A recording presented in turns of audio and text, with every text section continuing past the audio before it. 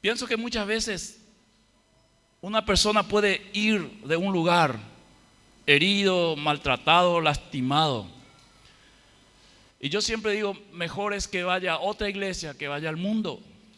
Porque mientras esté en el cuerpo, va a estar nutrido.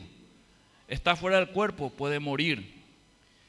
Entonces, esta palabra en Mateo capítulo 4, verso 17, Jesús aparece en escena, el Hijo de Dios, el Emmanuel, el que la profecía de todo el Antiguo Testamento había apuntado a un Mesías que iba a nacer una virgen, y cuando Él venga, dice, Él salvará a su pueblo del pecado. Él será el Emmanuel, Dios con nosotros. Él será el Dios hecho hombre, habitará entre nosotros. Alguien contó la historia de una hormiga. Dice que para entenderla a una hormiga tenés que volverte hormiga, vivir como hormiga, y ahí vas a saber lo que es una hormiga. Pues Dios hizo eso para que nadie le diga a Dios un día, vos no me entendés, Dios. Para que nadie le diga algún día a Dios, vos no podés entender lo que yo estoy pasando. Porque Él como hombre pasó todo: hambre, desprecio. No sé si aquí hay una persona que ha pasado desprecio, y si lo ha pasado, sabe que el desprecio es fuertísimo. Discriminación, llámele como sea. Pasó buenos momentos con amigos, pasó momentos muy difíciles. Solo le dejaron en la cruz, solo. Jesús murió solo. Él pasó lo que es el corazón del ser humano, eso que te aplauden y te dan la hurra, y después en los momentos críticos vos te das la vuelta y no le encontrás a nadie. Jesús pasó eso.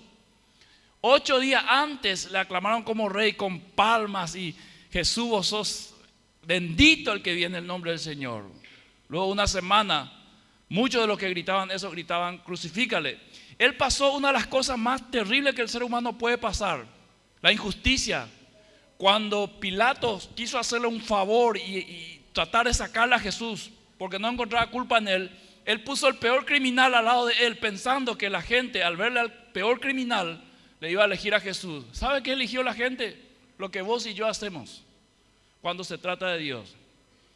¿A quién queréis que os suelte? ¿A Jesús, llamado, dice, el Hijo de Dios, el Rey de los judíos, o a Barrabás, un criminal peligroso condenado?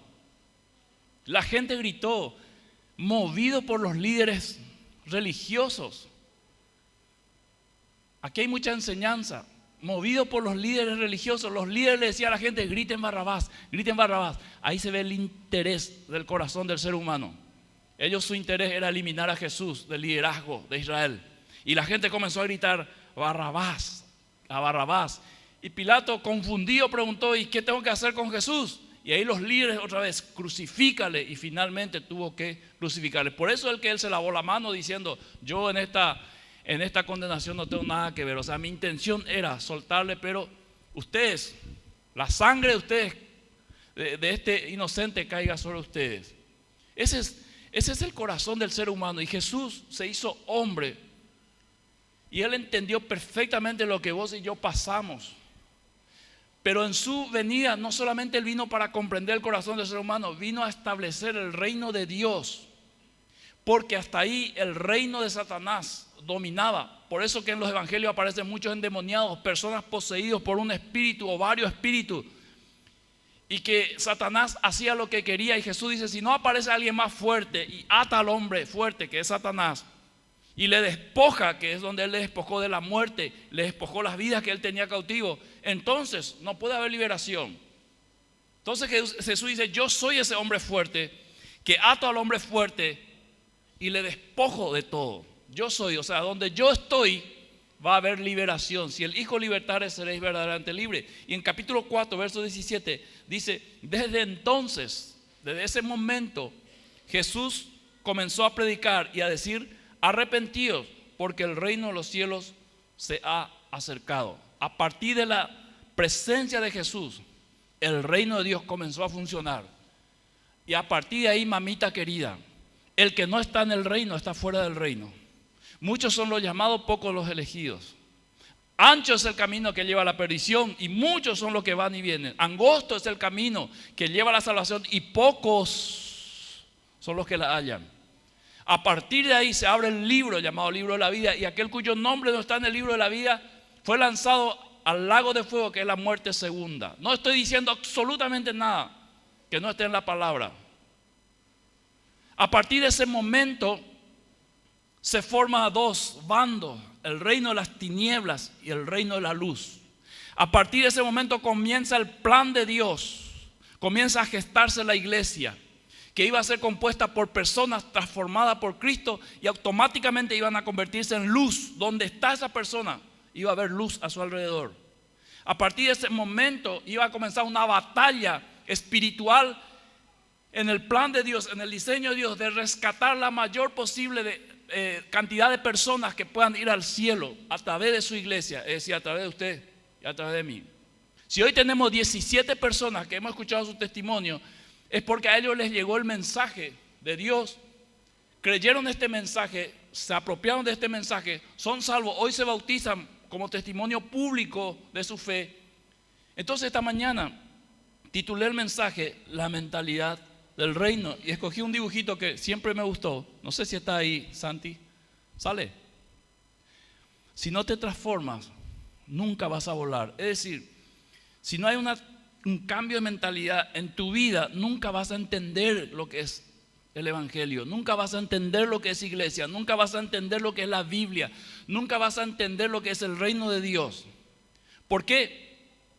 Porque Jesús vino y los que más leían, los que más conocían la escritura, nunca lo entendieron y terminaron matando al único autor de la vida, dice la palabra.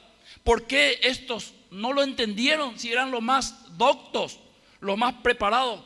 ¿Por qué no lo entendieron ellos y lo entendieron los leprosos, las prostitutas, los pobres, las viudas, los huérfanos? ¿Por qué ellos lo entendieron y los que más leían, los más preparados, no lo entendieron? ¿Saben por qué? Porque cuando Jesús comenzó a predicar el reino de Dios, lo que Jesús predicaba no entraba en el concepto de vida de los líderes y dijeron, nosotros no estamos dispuestos a hacer esto. Sin embargo, los pobres, las viudas, lo tomaron el mensaje y dijeron, nosotros vamos a vivir ahora por esto. Esto es algo nuevo, porque Israel comenzó a testificar. Nunca nadie, un líder espiritual, ha hablado así, refiriéndose a Jesús. Nunca nadie ha hablado así. Nunca nadie ha hablado con esta autoridad. Así que quiero enfocarme en tres aspectos del reino de los cielos o del reino de Dios en cuanto a la mentalidad que trae el reino. Y si esto lo entendemos, amados hermanos, pues esto es conversión. Si no hay conversión, hay tres cosas que pasan en la vida del ser humano. Uno es religiosidad, es decir, hacer las cosas por costumbre, por tradición. Como muchos, discúlpeme si alguien es católico aquí, pero si usted le pregunta qué significa, probablemente no va a saber, pero lo hace. Igual que muchos cristianos evangélicos hacen cosas y probablemente vos le preguntás qué significa la palabra Biblia y no sabe, pero supuestamente lee la Biblia.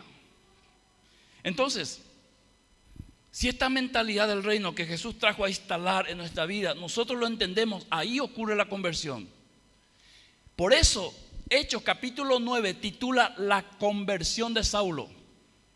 La conversión, es decir, Saulo entendió que lo que él estaba haciendo iba totalmente en contra del reino de Dios. Y a partir de ahí, él comienza a hacer exactamente al revés de lo que hacía. Eso es conversión. Aquel que fue al cuartel sabe que conversión es cambiar de dirección drásticamente. Es decir, aquel que está comandando el pelotón dice izquierda, conversión, ar, ese es el momento de girar.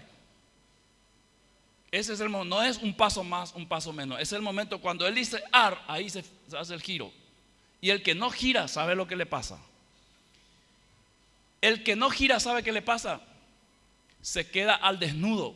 Porque uno va marchando. Los hermanos que fueron al cuartel están así expectantes, recordando su tiempo. Los que no fueron al cuartel, lo quiero explicar un poco para graficar. Vos te vas marchando y el comandante dice izquierda, conversión, ar, ahí vos girás. El que no gira sabe qué pasa, va de largo. Y se nota perfectamente que no estaba en el grupo, que no estaba atendiendo, que no entendió la orden cerrada, que es la práctica. Pero él queda al desnudo. Si van 100 y 2, 3 no saben lo que es izquierda, conversión, ellos van derecho y el resto gira a la izquierda. Y ahí el que comanda el grupo dice estos 3 aquí, y ahí viene el castigo. casi parecido a lo que dice la Biblia. La mentalidad del reino es lo que determina si una persona es convertida o no. Ni siquiera es el bautismo, no porque ustedes se bautizan hoy. ¿Cuántos se bautizaron? ¿Cuántos ya se bautizaron? El bautismo es apenas una descripción exterior de lo que aparentemente ocurrió adentro. Ahora, el bautismo es un hecho puntual. ¡Plas! Te bautizaste un domingo 16 de diciembre del 2018. Ahora, de aquí a un año quiero conversar contigo para ver si eso que ocurrió así puntualmente sigue vigente en tu vida. Es como que una mujer diga, quiero anunciarle a la iglesia que estoy embarazada, y vos le mirás, está normal. Pero vamos a esperar 6 meses, 7 meses, y ahí vamos a ver la evidencia de lo que ella dijo realmente ocurrió, porque los especialistas dicen que también hay embarazo psicológico. O sea, ella cree que está embarazada, pero físicamente, biológicamente no hay nada. Entonces, la mentalidad del reino que Jesús vino a traer, vino a irrumpir y romper todas las estructuras hasta ahí de lo que el ser humano creía, de lo que el ser humano entendía. Entonces, número 1, entender el reino de Dios. La mentalidad del reino es entender que 2 panes y 5 peces en las manos de Dios se pueden multiplicar. Ahí ya nuestro razonamiento comienza a... La mentalidad del reino es entender que 2 panes y 5 peces en las manos de Dios se pueden multiplicar. Tenés que comenzar a pensar de esta manera, porque es así que el reino de Dios funciona. Porque nosotros estamos acostumbrados a, esta mañana queremos alimentar a esta cantidad de personas. Llamamos al pastor Carlos, al pastor Ever, que están con los números, la parte administrativa, y ellos calculan. Así nomás ellos. A ojímetro van a decir, necesitamos 50 kilos de asado, 10 pads de gaseosa de 2 litros, 20 mesas, 200 sillas, una torta de 15 kilos aproximadamente. Ellos lo pueden, ¿por qué? Pero si vos le decís, pastores, tenemos esta cantidad de personas y tenemos 2 kilos de vacío y una gaseosa, para nuestra mentalidad, ¿qué es eso? No va a alcanzar. Olvídate, suspender nomás, no va a alcanzar, imposible. Entonces, cuando nosotros hacemos la conversión, nos convertimos, nuestra mentalidad comienza a cambiar y comienza a pensar de esta manera: 2 panes y 5 peces en las manos de Dios se pueden multiplicar. Si esto no lo crees, no puede haber conversión. ¿Por qué? Porque siempre vas a querer hacer las cosas previendo todo. Entonces, respuesta final, no necesitas a Dios. Si vos sabés hacer todo, si prevés todo, si tenés todo controlado, ¿para qué necesitas a Dios? Porque te digo algo, en el momento que te convertís, las cosas van a empezar a depender de Dios. Si uno cree porque trota como yo, siempre, toda su vida fue deportista y nunca iba a necesitar un medicamento, ni mucho menos ir al doctor, pues mala noticia, no salgo del doctor. 2 veces a la semana estoy ahí. Increíble. Esta semana le dije a mi esposa y a mi hija, ¿quién iba a pensar yo? Jamás me imaginé que a los 50 años iba a estar 2 veces tratándome. Yo que sobraba así, que decía, yo voy a llegar a los 50 años y voy a agarrar esta pierna y voy a poner acá. Ni siquiera puedo agacharme para agarrar la pierna y por lo menos intentar. Es así. ¿Qué me queda a mí? La mentalidad del reino. Saber que en Dios sí puedo. Saber que en Dios hay posibilidades de que finalmente esta pierna llegue acá por una gracia y misericordia de Dios. Porque humanamente no. Humanamente no. Pero divinamente, sobrenaturalmente, si creo y tengo la mentalidad del reino, sí. Y eso se llama, ¿sabe qué? Esperanza. En 1 Corintios capítulo 13, verso 13 permanece la fe, la esperanza y el amor. Aquella persona que no tiene esperanza no tiene vida. Entonces yo espero en Dios un día aquí públicamente sentarme y poner mi pie como hacía antes acá y sobraba. Yo espero. Y el día que usted me vea, usted sabe lo que va a decir. Esto es un milagro. No va a decir que yo soy elástico, nada. Esto es un milagro. ¿Por qué? Porque hay que creerle a Dios en todo. Si vos tenés la mentalidad del reino, tenés que creerle a Dios en todo. No en las cosas que son lógicas, en todo. En todo. Sara era estéril y Dios dijo que iba a tener un hijo y lo tuvo. Cuando los ciegos vinieron a Jesús y Jesús le dijo, ¿qué es lo que ustedes quieren? Queremos ver. Vieron. Y así hay historias en la Biblia que cuando uno cree a Dios, todo es posible, es lo que dice la palabra. Al que cree, todo es posible. Entonces, la mentalidad del reino te lleva a orar por cosas ilógicas y por cosas que humanamente no se puede dar. Tales como, ¿cómo yo como pastor puedo hacer que toda la iglesia sea fiel a Dios? Imposible humanamente. Ni yo puedo lograr eso en mi vida. ¿Cómo lo puedo lograr? Orando y creyendo que mientras yo estoy orando, Dios está trabajando en tu vida, en tu matrimonio, en tu finanza, te está convenciendo, te está lastimando, así en el buen sentido de la palabra. Y finalmente yo puedo ver con mis ojos de repente que un hermano después de algunos años vuelve a la iglesia. ¿Cómo ocurrió esto? Por la gracia, la misericordia y la obra sobrenatural de Dios. Por eso hay que creerle a Dios en todo. Poner las cosas en las manos correctas. Muchos de nuestros fracasos espirituales, matrimoniales, lo que sea, han sido porque se han puesto las cosas en las manos incorrectas. Y esas manos son nuestras propias manos. ¿Por qué?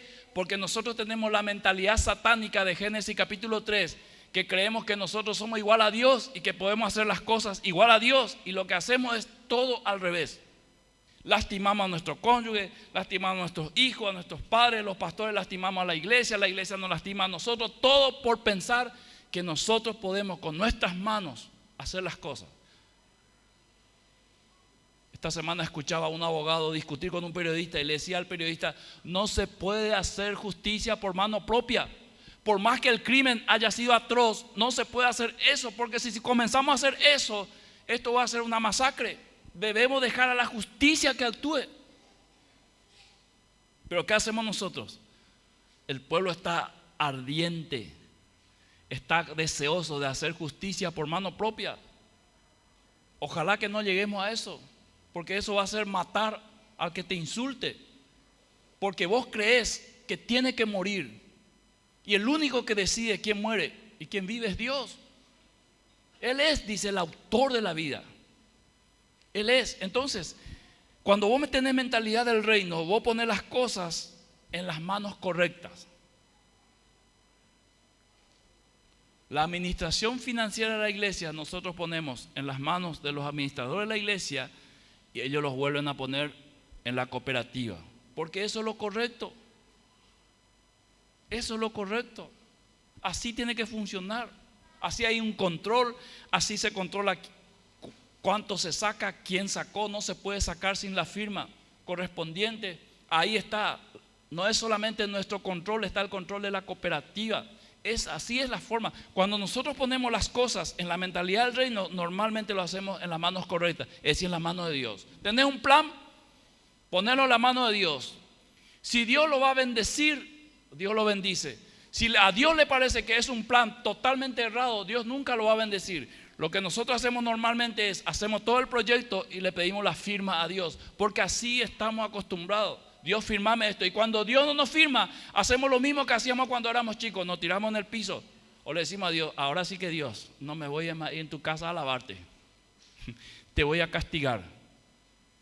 Te voy a castigar. Hay una doctrina muy fuerte que enseña, escuche, que en algunos encuentros tipo retiros espirituales vos tenés que perdonarle a Dios.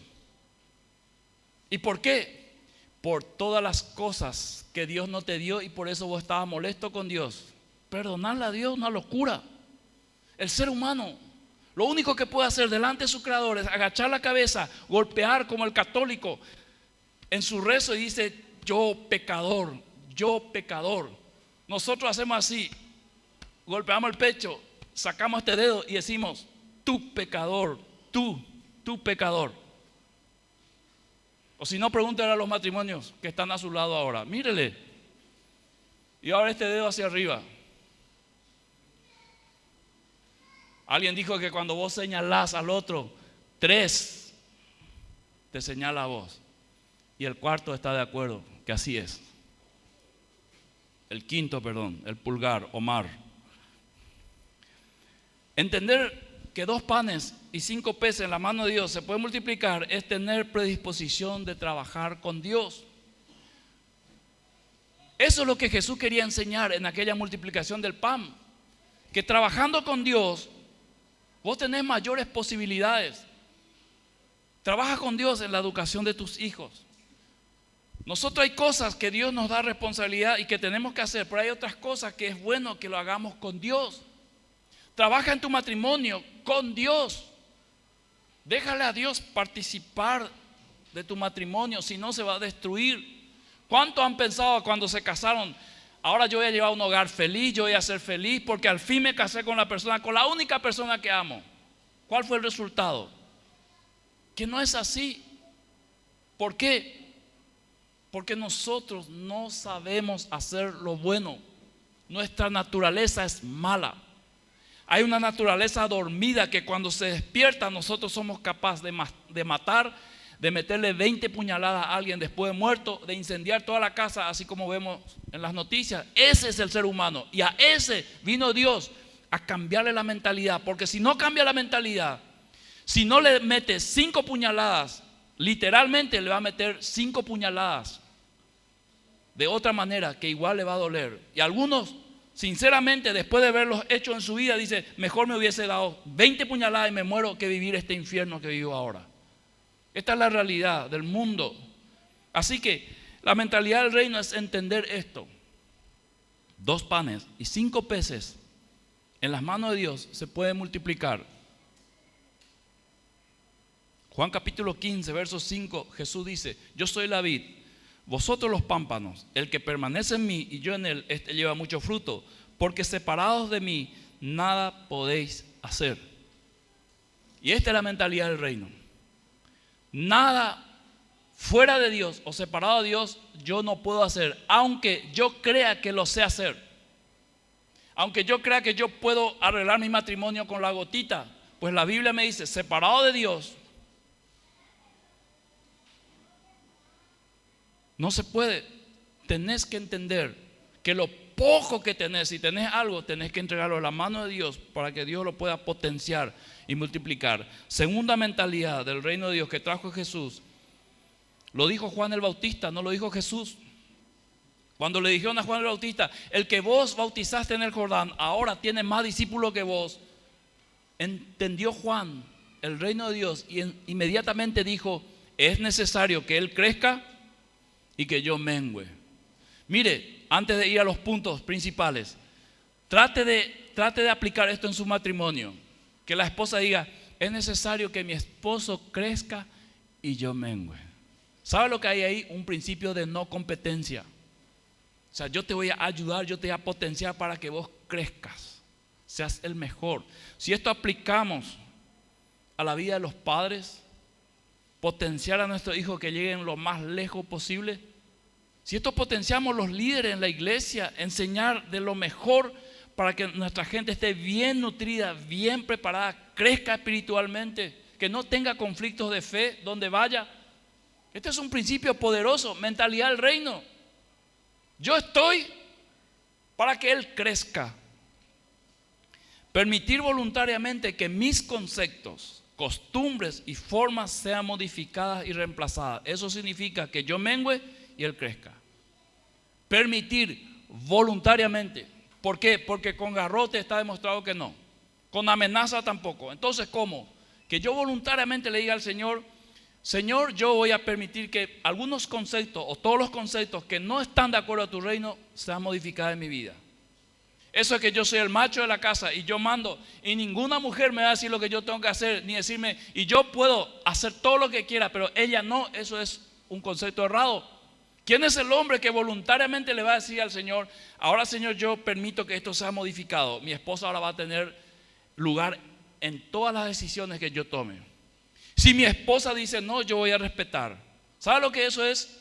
Romper con el machismo para darle lugar al reino de Dios y a la mentalidad del reino. El mundo te va a llamar lorito. el mundo te va a llamar dominado. Y perdón que algunos coincidentemente hayan venido de verde hoy, pero el mundo te va a decir lorito. Pero vos vas a estar estableciendo el reino de Dios en tu relación y difícilmente tengas conflicto por eso. Difícilmente tengas conflicto. Es permitir voluntariamente que costumbres sean modificadas. Y nosotros tenemos muchas costumbres buenas, como el tereré, por ejemplo. Pero las buenas costumbres se pueden convertir en malas, depende de quién lo administra. En mi juventud se hablaba del famoso tereré ruso, que era una porquería, discúlpenme lo que tomaron. Era el jugo en polvo, meter con la hierba y tomar solamente porque a alguien se le ocurrió mezclar la cultura rusa con la cultura guaraní y hacer una nueva cultura, una subcultura dentro de la misma cultura, es decir, esto se llama tereré ruso. ¿Sabe dónde terminó el tereré ruso? Se puede imaginar, sí. Es directo hacia esa puerta que está abierta ahí. Muchos de nosotros venimos a Dios y no queremos que Dios modifique nuestras costumbres, sino queremos agregarle la costumbre cristiana, mezclar y hacer un nuevo evangelio. Y la Biblia dice, no hay otro evangelio, hay un solo evangelio. Y si alguien predica otro evangelio, sea maldito. Escuche, sea maldito. ¿Por quién? Por Dios. Y si Dios te maldice, no hay pastor, reverendo, apóstol, profeta, evangelista, patriarca, quien sea, que te libere de esa maldición. Entonces, ¿cuándo yo soy maldito? Cuando creo mi propio evangelio, a mi gusto y medida, que me convenza a mí, que me guste. Esto es peligroso. Por eso la mentalidad es que Él crezca y yo mengüe. En segundo lugar, que mi opinión no debe variar de su palabra.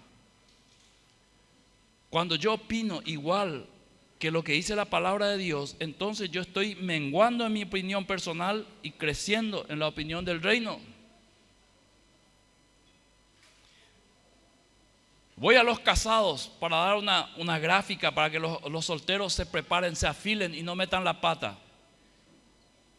Hermana, ¿qué opina del matrimonio? Ay, pastor, esa es tu opinión, que el matrimonio es cansador, yetuú, da gusto. Esa es opinión humana, no es la opinión de Dios que creó el matrimonio.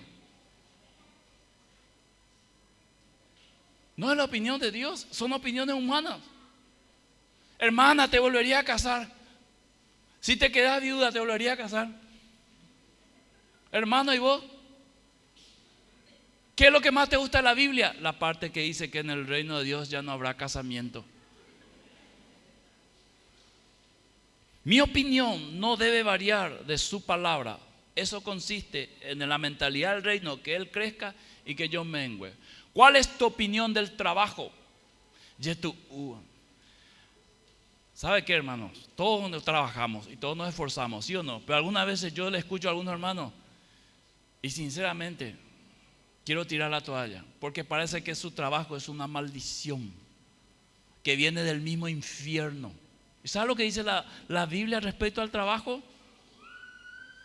¿Sabe qué creían algunos entendidos, entre comillas, de la Biblia y comenzaron a predicar que Dios maldijo al hombre con trabajo? ¿Dónde en la Biblia dice eso? Jamás Dios maldijo al hombre con trabajo. Lo que le dijo era que con sudor iba a ganar el pan. Es decir, que el hombre tenía que producir. ¿No amas tu trabajo? Déjalo y quédate en tu casa. Alguien te va a traer dinero. O si no, discúlpeme, esto está grabado igual, pero lo voy a decir sarcásticamente. Si no querés trabajar, salí a robar.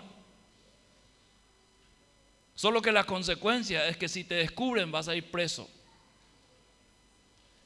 Tu opinión o mi opinión no debe variar de la palabra de Dios. Y la Biblia dice que el trabajo es una bendición. Deuteronomio capítulo 28 dice: si tú obedeces a Dios, yo voy a bendecir tu trabajo. Todos elegimos una profesión que amamos y abrazamos, y mayormente lo hacemos por dinero, es cierto. Pero yo creo que aquellos que aman su trabajo lo harían también sin dinero. ¿O acaso si ¿Cuántas veces le llamamos a la hermana Nati para una emergencia de enfermería y ella no nos cobró? ¿Por qué? Porque ama su trabajo y para ella no es problema eso. Entonces, la mentalidad del reino trae el crecimiento de Dios y yo comienzo a desaparecer en mi mentalidad como persona. Por eso la administración del dinero no es un problema en el reino. La administración del dinero es problema cuando nosotros metemos nuestra cuchara ahí y opinamos. Porque todo el Nuevo Testamento enseña para los que creen que el diezmo ya desapareció. Amén, desapareció en el Nuevo Testamento y aparece la generosidad doble, triple, cuando dice Dios ahora ama al dador alegre. Eso no decía en el Antiguo Testamento, jamás lo dijo.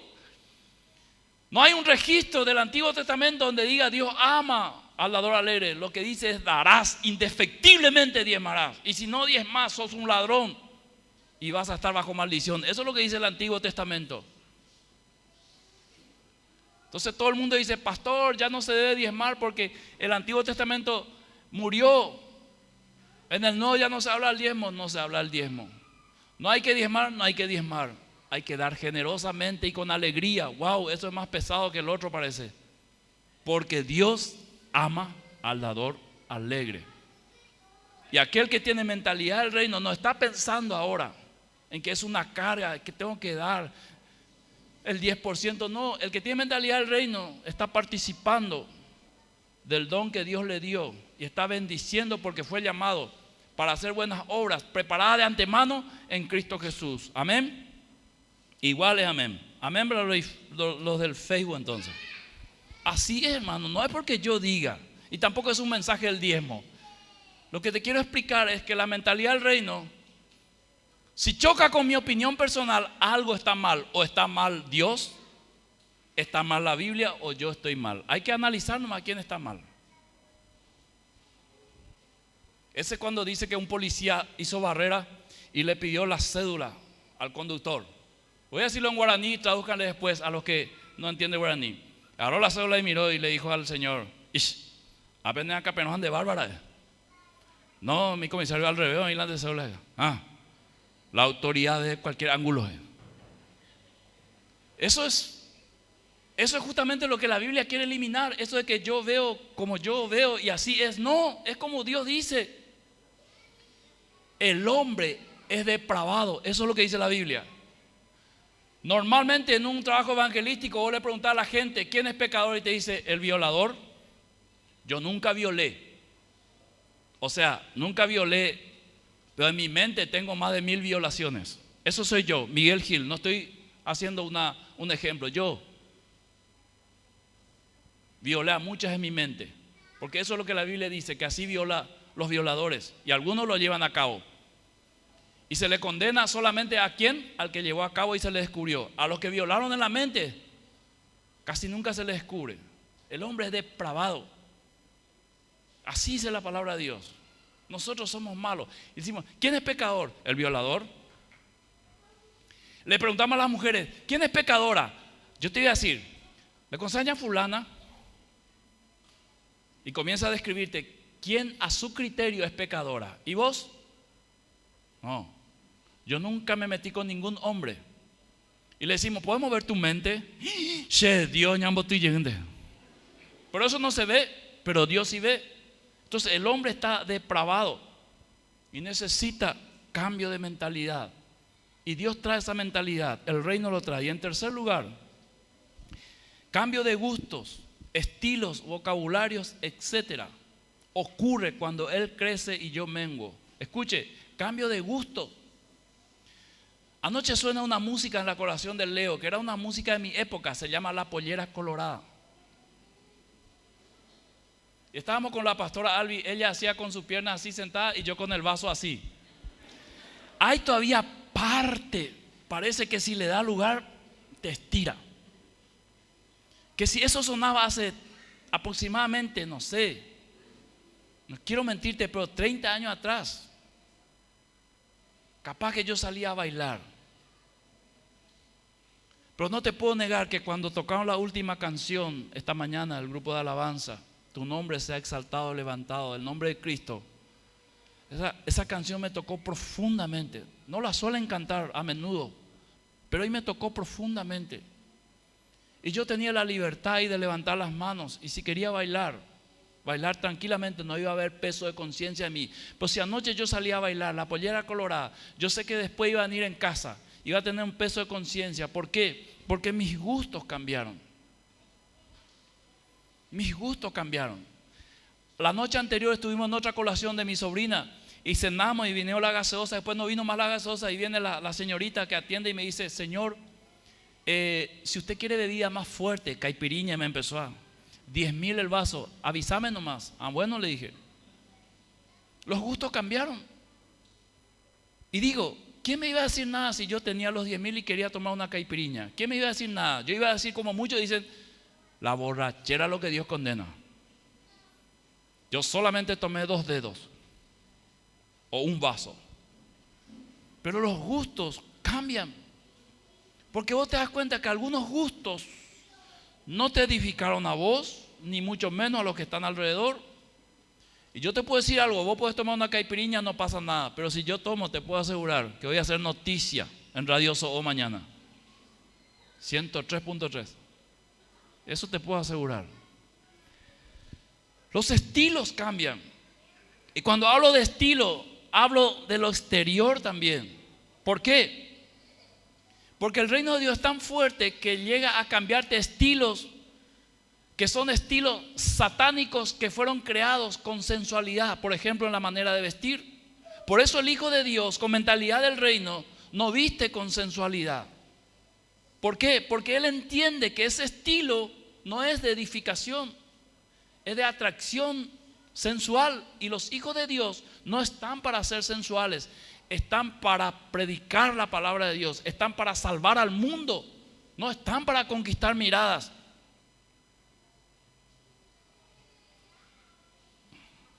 No estamos para eso.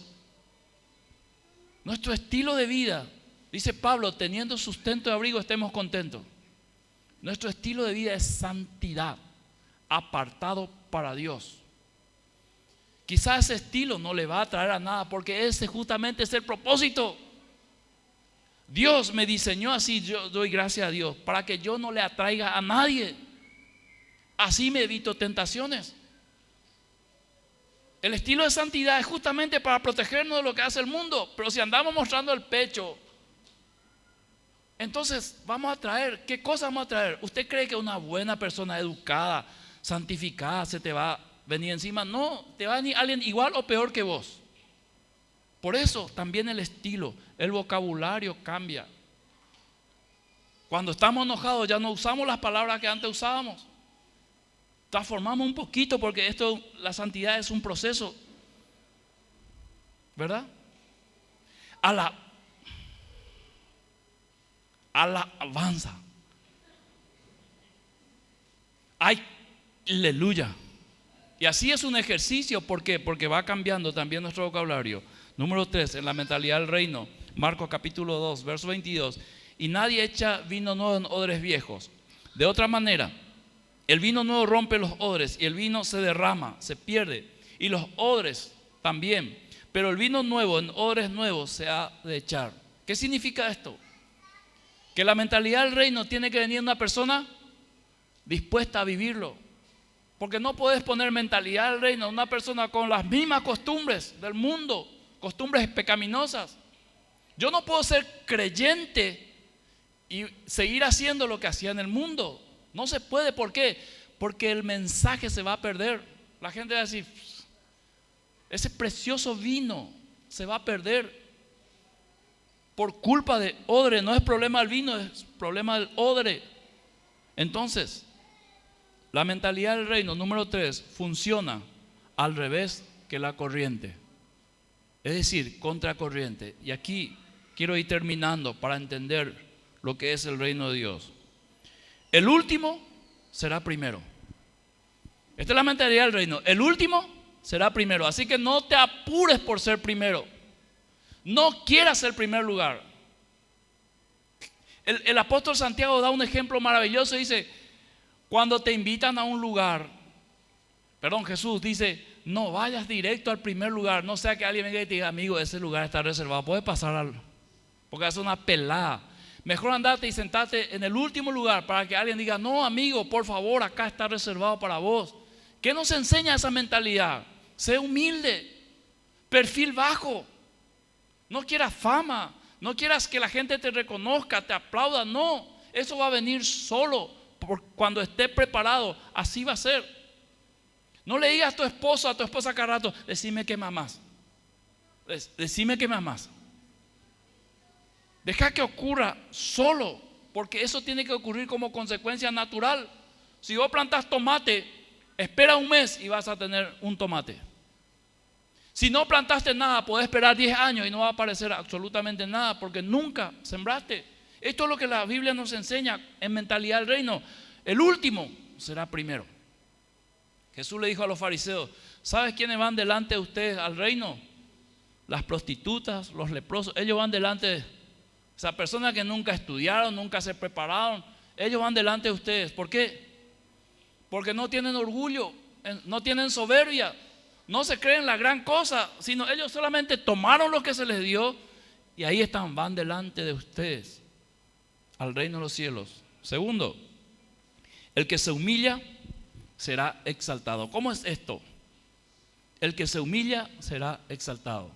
Escuche, va a llegar un día en el juicio final en que todas las personas que fueron pisoteadas, humilladas, lastimadas, discriminadas, no valoradas, ellos van a emerger en el reino de Dios. Va a haber una gran sorpresa en el cielo. Ellos van a tener un lugar especial. La Biblia dice eso. Ellos van a ser exaltados. Aquellos que fueron humillados van a ser exaltados. Así que no hay un problema con la humillación. No tengas miedo a la humillación. Agradezco a aquel pastor maravilloso que me enseñó, Miguel, es mejor que te humilles en privado y que vos tomes la iniciativa de humillarte antes que Dios lo haga, porque eso va a ser peor. Porque cuando Dios corre la cortina se ve absolutamente todo. Si nosotros corremos la cortina, le estamos diciendo a Dios, Señor, yo estoy dispuesto a que me juzgues. Estoy humillado, reconozco mi condición, no hay orgullo en mí, no hay soberbia. El salmista dice, Dios mira de lejos al soberbio, más tiene misericordia de los humildes. Así que la mentalidad del reino trae este pensamiento, esta vida. El que se humilla será exaltado. Tercero, el que sirve será el mayor. El que sirve, hay un pastor que en forma jocosa siempre nos hincha y dice, en Ipacaraí las mujeres son las que mandan.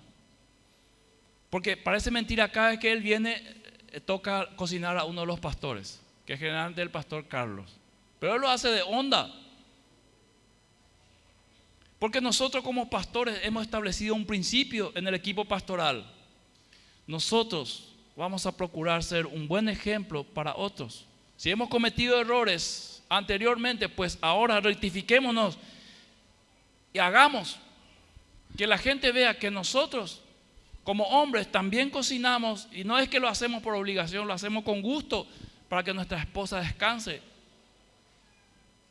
Que nosotros también atendemos a los chicos. Que nosotros no queremos ni una pizca de machismo en nuestro ministerio. Queremos que sea en equipo, trabajar juntos, como la Biblia enseña. Así que el que sirve será el mayor. Esa es la mentalidad del reino. ¿Querés ser alguien respetado, admirado, alabado? Comienza a servir. Te aseguro que esta mañana, antes que yo sea la figura que se ve en la cámara donde muchas personas están observando, Dios tiene en primer lugar al que está parado en el sol cuidando los autos. Te lo puedo asegurar. En este momento yo soy la figura en el Facebook y delante de ustedes tengo el centro de la mirada, pero para Dios el que está parado allá en el sol cuidando los autos está en primer lugar. Así funciona el reino de Dios. Totalmente al revés. Perdonar 70 veces 7, mentalidad del reino. ¿Cuántas veces pico tengo que hacerlo? 70 veces 7. Es decir, esto es una cuestión diaria. Pero ya le perdoné con 1000 veces. Vuelve a perdonar. la vida del creyente está marcado por el perdón. Sin eso, la Biblia sencillamente dice: tu Padre que está en los cielos tampoco te va a perdonar. Olvídate. Pero el daño, pastor, vos no te imaginás. No me imagino. Pero la Biblia dice: tenés que perdonar. Es lo que dice. Es la mentalidad del reino. ¿Por qué? Porque si el Hijo de Dios no perdona, será un hijo rencoroso, resentido. Mientras la Biblia dice que nosotros somos hijos de paz. Bienaventurados los pacificadores. Quiero terminar con algunos pensamientos. El primero: estamos infectados de una mentalidad pecaminosa. Fíjese el cuadro. Ha afectado nuestra alma: pensamiento, sentimiento y voluntad. ¿Tenés el cuadro ahí? Ahí está. No, ahí, es ahí. Imagínense, nosotros estamos infectados, escuche, por el pecado en nuestro pensamiento. Por eso pecamos y Dios nos tiene que juzgar. Escuche, usted puede estar sentado aquí y entra una persona, usted no ha dicho una palabra, pero pensó mal de esa persona. Nadie en la iglesia se va a enterar, jamás, pero Dios te va a juzgar por ese pensamiento. ¿Por qué? Porque nosotros tenemos la capacidad en Cristo Jesús de cambiar de manera de pensar. Así dice la palabra de Dios, que nosotros podemos ser transformados por medio de nuestro entendimiento en la mente. Que cuando vienen malos pensamientos yo puedo rechazar, resistirme a ese pensamiento. No quiero pensar así. Por eso es que Jesús juzga el adulterio a partir del pensamiento del hombre por una mujer. Cuando el hombre piensa: qué buena está, yo le puedo hacer esto, aquello, en ese momento Dios considera es un adulterio. Tiene que ser juzgado como adulterio. No importa que no haya ido a un motel. ¿Por qué? Porque se deleitó en un pensamiento pecaminoso. Se deleitó, le gustó. No rechazó, no luchó contra eso. Somos infectados en el sentimiento. Nuestro sentimiento está infectado por el pecado. Amamos solamente a los que nos aman y rechazamos categóricamente. Y la Biblia dice: el mundo les va a odiar como a mí me odió. Entonces amen al mundo igual con ese odio. Tengan misericordia. ¿Cuántos vecinos hablan mal de la iglesia? Algunas veces con razón, otras veces sin razón. ¿Y qué? ¿Le vamos a odiar? ¿Le vamos a prohibir la entrada ahí? Como una vez me dijo una persona: vos, pastor, tendría que prohibir ahí que algunos entren, porque para su concepto no eran ninguno digno de entrar en la iglesia. Pues yo no soy el dueño de la iglesia, Cristo. Y Cristo, él dice: yo soy la puerta de las ovejas. ¿Quién soy yo para decir quién va a entrar y quién no? Todos entran. Todos los que Dios quiera entran. Y somos infectados en nuestra voluntad. Tenemos predisposición para lo malo y para lo bueno no. Nos resistimos a lo que es bueno. Así somos. Así somos. Dios te dice: anda a perdonar y mostrarle buena cara. Nos resistimos. Viene el otro pensamiento: mirarle mal. Y ese sí nos gusta. Porque así somos, estamos infectados. Entonces, la mentalidad del reino viene de una influencia del Espíritu Santo sobre mi alma. Y fíjese cómo queda el cuadro. Cuando el Espíritu Santo viene, afecta tu pensamiento, tu sentimiento y tu voluntad. Y aunque no quieras hacerlo humanamente, terminas haciendo por obediencia. Y aunque no quieras sentir humanamente, terminas sintiendo misericordia. Y aunque el pensamiento nadie lo va a ver, te resistís, viene y enseguida te sacudís. Alguien sabio dijo: no podemos evitar que los pájaros vuelen encima de nuestra cabeza, pero sí podemos evitar que pongas un nido ahí. Es decir, cuando vos estás pensando, volviendo al ejemplo del adulterio, pensando, no te vas a sorprender si un día te encontrás con alguien que no es tu cónyuge y no podés decir: ¿vos qué estás haciendo acá? No, es lo que siempre pensaste, lo que siempre viviste, y cuando apareció ni siquiera tuviste fuerza para resistir y rechazar. Cuando vivimos en una mentalidad del reino, los frutos comienzan a aparecer y ser de bendición. Y por último, el evangelio es transformación interior y exterior. Escuche, transformación interior y también exterior. ¿Y por qué exterior, pastor? Explíqueme, eso de interior entiendo, pero exterior, porque nosotros exteriormente somos lo que interiormente somos. Cuando una persona está en depresión, la psicología y la psiquiatría dicen que una de las características es que comienza a descuidar su aspecto personal. ¿Por qué? porque no le importa. Su vida no le importa, está sumido en un pozo, no le interesa. No está pensando, me tengo que peinar, me tengo que bañar. No, es una característica de la persona que está en depresión. ¿Y quién es una persona que cayó en depresión? Alguien que emocionalmente está hundido y no tiene más ganas de vivir, mucho menos de arreglarse y pensar en sí mismo. No come, no se baña, se descuida. Entonces el aspecto interior tiene que ver con lo exterior.